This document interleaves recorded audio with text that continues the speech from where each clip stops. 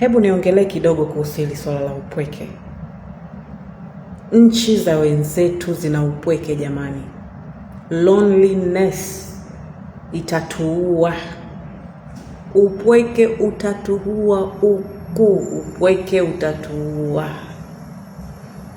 Hakuna ujamaa huku. Hakuna.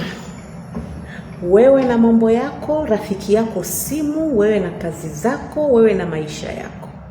Hakuna mtu mwenye muda na mwenzie. Kila mtu yuko bize kutafutia familia yake.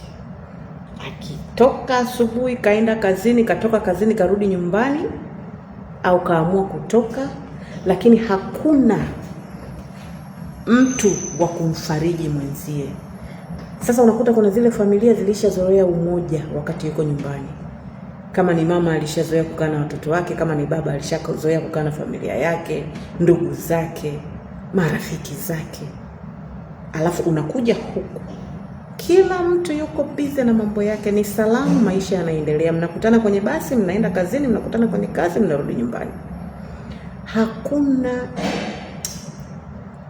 ni upweke. Haya, tukirudi kwenye mahusiano ndo mtihani.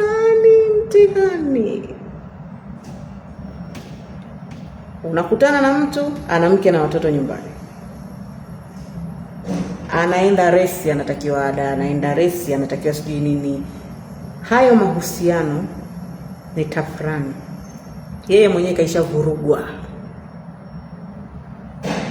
Umevurugwa, kavurugwa. Familia inamvuruga, familia inakuvuruga. Leo uko na huyu, kesho kutwa uko na huyu. Ni wachache sana wanatoboa. Haya, ukute sasa umebahatika kupata hayo mahusiano basi. Asilimia kubwa ya watu wa huku ni wanalala kumaliza haja. Kila mtu yuko busy na mambo yake. Kwa unakuta huna mahusiano ya kueleweka. Huna marafiki, uko mbali na ndugu, uko mbali na familia yako, uko mwenyewe. Rafiki yako ni simu. Saa zote wewe ni kupress simu. Huna kingine cha kufanya kwa sababu ya upweke. Upweke ni janga. Sawa, tunatafuta, tunapata hela, lakini upweke ni janga. Tena janga kubwa, linaumiza sana watu, sana.